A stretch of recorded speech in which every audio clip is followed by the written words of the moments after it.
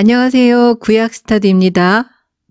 지난 영상에서 말씀드린 대로 모세는 성막 건축의 감독자로 그리고 수석 장인으로 부살렐과 오홀리압을 하나님께서 지명하여 부르셨다는 사실을 백성들에게 전했습니다.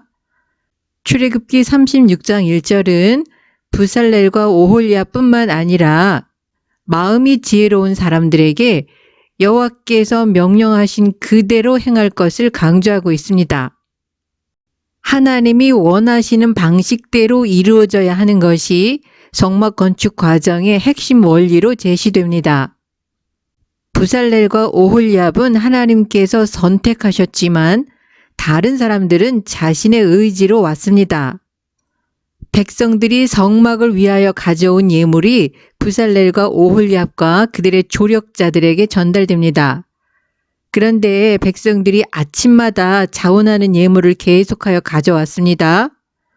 이스라엘 백성들이 출애굽할 때 애굽 사람들로부터 귀중품들을 받아왔지만 귀중품을 소유하고 있다고 해서 누구나 바칠 수 있는 것은 아닙니다. 성막 건축의 실무를 담당하는 지혜로운 자들이 모세에게 와서 백성이 너무 많이 가져오기 때문에 여호와께서 명하신 일에 쓰기에 남음이 있다고 건의합니다. 이 이야기는 성막 짓는 일에 참여한 실무자들이 성실하고 정직했음을 보여주고 있습니다. 백성들이 가져온 재료가 많이 남아도 남는 것을 자기가 갖지 않았을 뿐만 아니라 성막 건축에 필요한 재료를 정확하게 사용했다는 것입니다. 실무자들의 건의를 받은 모세는 남녀를 막론하고 성소에 드릴 예물을 다시 만들지 말라는 명을 내립니다. 이스라엘 백성들은 자원하여 드렸을 뿐만 아니라 넘치게 드렸습니다. 모세는 성막 건축에 필요한 것 이상으로 자원을 모으지 않는 결정을 내림으로써 모세 역시 성실함과 정직함을 보여줍니다. 끝없이 자원을 축적하는 것이 아니라 그 자원을 올바르게 사용하는 것이 목적입니다. 출애굽기 36장 8절에서 39장 20절에 기록된 성막 건축 과정은 대부분 25장에서 31장에 기록된 시내산에서 모세에게 지시하신 명령들을 반복합니다. 그렇지만 한 가지 차이점이 있습니다. 시내산에서 성막에 관하여 모세에게 지시하실 때는 성소에 배치될 기구들로부터 시작해서 성막 자체의 구조물로 움직였습니다. 언약궤를 만드는 설명을 가장 먼저 제시함으로써 성막 건축 프로젝트의 핵심 초점인 언약의 상징, 즉 언약궤를 강조합니다. 다시 말해서 언약궤를 가치의 위계 질서의 정점에 위치시켰습니다. 그럼에도 불구하고 실무 책임자인 부살렐의 실무적 관점에서 볼 때는 기구들을 배치할 성막 구조물을 먼저 만드는 것이 타당했습니다. 탈무드에 보면 부살렐이 모세에게 다음과 같이 질문하는 내용이 기록되어 있습니다. 집을 먼저 지은 다음 가구들을 그 집 안으로 들이는 것이 보편적인 관습인데 당신은 언약궤를 만들고 기구들을 만들고 그리고 성소를 만들라고 말씀하십니다. 그러면 내가 만들게 될 언약궤를 비롯한 기구들은 어디에 두어야 합니까? 이렇게 부살렐이 모세에게 질문했는데 모세는 너는 하나님의 그늘 아래 있으니 너는 알고 있다 이렇게 대답했다고 합니다. 그래서 실제 성막 건축 과정의 기록을 보면 제일 먼저 성소를 만들고 그 다음에 언약궤를 비롯한 가구들 순서로 만든 것으로 기록하고 있습니다. 37장 1절부터 38장 20절까지는 성막의 기구들과 그 부속품의 제작을 기록하고 있습니다. 진술되는 순서는 거룩함의 정도를 반영합니다. 지성소에 놓아야 하는 언약궤가 제일 먼저 진술되고 그 다음에 성소에 배치하는 진설병상, 등잔대, 분향단의 순서로 진술합니다. 그리고 나서 뜰에 두는 번제단과 물두멍을 만들고 마지막에 뜰을 만듭니다. 이 부분에서 성경은 특별히 물두멍을 만들 재료를 예물로 드린 사람들을 언급하고 있습니다. 물두멍은 노수로 만들었는데 회막문에서 수종드는 여인들의 거울로 만들었습니다. 고대에 사용된 거울은 유리가 아니라 주로 구리나 청동을 재료로 둥근판을 만들어서 광택을 내고 금속이나 나무 또는 상아로 손잡이를 만들어서 끼운 것이었습니다. 이집트는 고대 근동 전체를 위해서 이러한 세공품을 제조하는 중심지였습니다. 놋거울은 당시 이스라엘 여인들에게 귀중품이었을 것입니다. 회막문에서 수종드는 여인들에 관하여는 알려진 것이 없습니다. 이들에 대하여 사무엘상 2장 22절에 다시 한번 언급될 뿐입니다.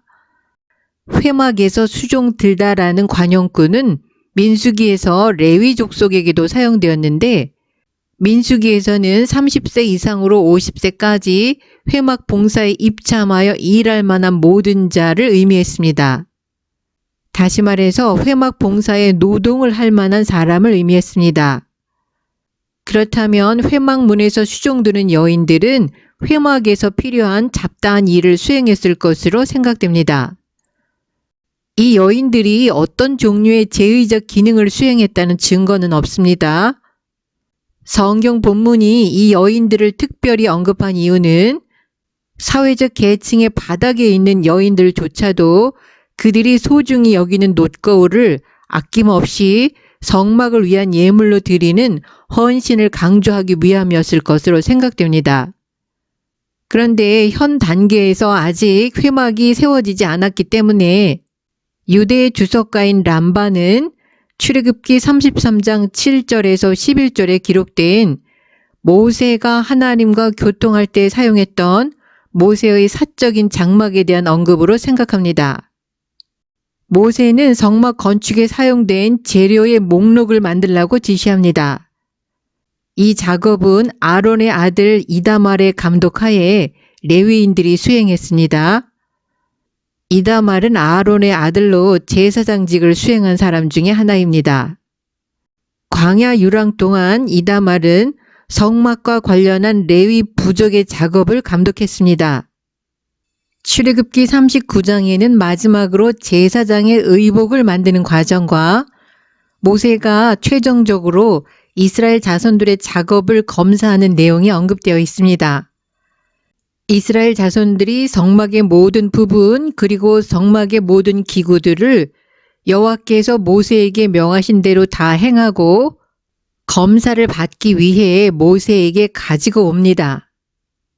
하나님께서 성막의 청사진을 모세에게 보여주시고 모든 세부 사항들을 모세에게 알려주시며 명령하신 그대로 제작하라고 말씀하셨기 때문에 최종 검사는 모세만이 할 수 있었습니다.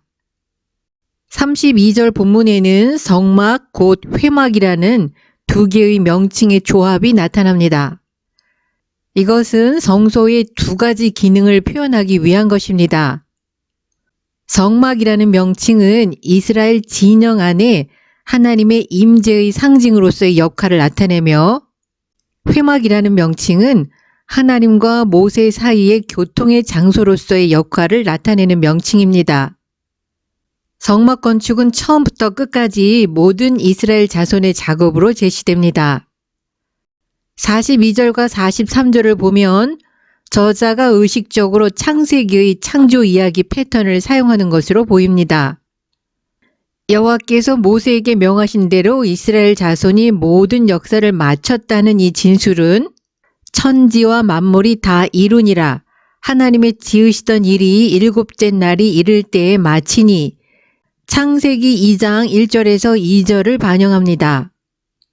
모세가 그 마친 모든 것을 본즉 여호와께서 명하신 대로 되었으므로 그들에게 축복하였다는 진술은 하나님이 그 지으시던 모든 것을 보시니 보시기에 심히 좋았더라. 하나님이 그 일곱째 날을 복되게 하셨다는 창세기 1장 32절과 2장 3절의 진술을 연상시킵니다. 창조 이야기와의 유사한 패턴은 이스라엘의 구속과 성막 건축이 새 창조 이야기라는 것과 하나님이 그 백성 가운데 거하시는 것이 창조의 목적임을 상기시키려는 의도로 보입니다. 출애굽기 29장 46절에서 애굽 땅에서 이스라엘을 인도하여 내신 즉 구속하신 목적이 내가 그들의 하나님 여호와로서 그들 중에 거하려고 그들을 인도하였다고 말씀하셨습니다. 정리하면 하나님께서 자기 백성 가운데 거하시는 것이 창조의 목적이기 때문에 출애굽 즉 구속의 목적은 당연히 자기 백성 가운데 거하시기 위함이 되는 것입니다. 창조 이야기와의 유사한 패턴은 또 있습니다. 야훼께서 명하신 대로 되었으므로 이 언급이 출애굽기 39장 제사장 의복 제작 과정에서 7번, 그리고 40장의 성막 세우는 기록에도 7번 사용되었습니다. 모든 것이 하나님께서 모세에게 명령하신 그대로 만들어졌다는 것을 반복해서 강조하고 있음을 알 수 있습니다. 창세기 1장 창조 이야기에서도 하나님께서 말씀하시니 그대로 되니라는 언급이 반복해서 등장했습니다. 뿐만 아니라 창조 이야기와 유사한 패턴은 또 있습니다. 출애굽기 25장 1절부터 31장 17절까지가 성막 건축에 관해서 하나님께서 모세에게 주시는 명령인데 여호와께서 모세에게 일러 가라사대로 시작하는 하나님의 말씀이 7번 나타납니다. 7번의 말씀은 창세기 창조 이야기의 하루와 일치합니다. 나아가 창조 이야기의 맨 마지막이 7째 날 하나님의 안식으로 끝났는데 성막을 지어 하나님께 봉헌하라는 하나님의 명령이 7단락으로 구성될 뿐만 아니라 7번째 단락 맨 마지막 단락에 안식일 규정이 언급됩니다. 창조 이야기와 성막 건축에 관한 명령에 나타나는 이와 같은 유사점은 성막이나 창조 세계나 하나님의 말씀이 성취되는 곳임을 강조하고 있습니다. 또한 하나님의 창조 세계는 성막에서 경험될 수 있으며 창조 세계는 그 자체가 하나님이 거하시는 원형적 성전이라는 것을 암시하고 있습니다.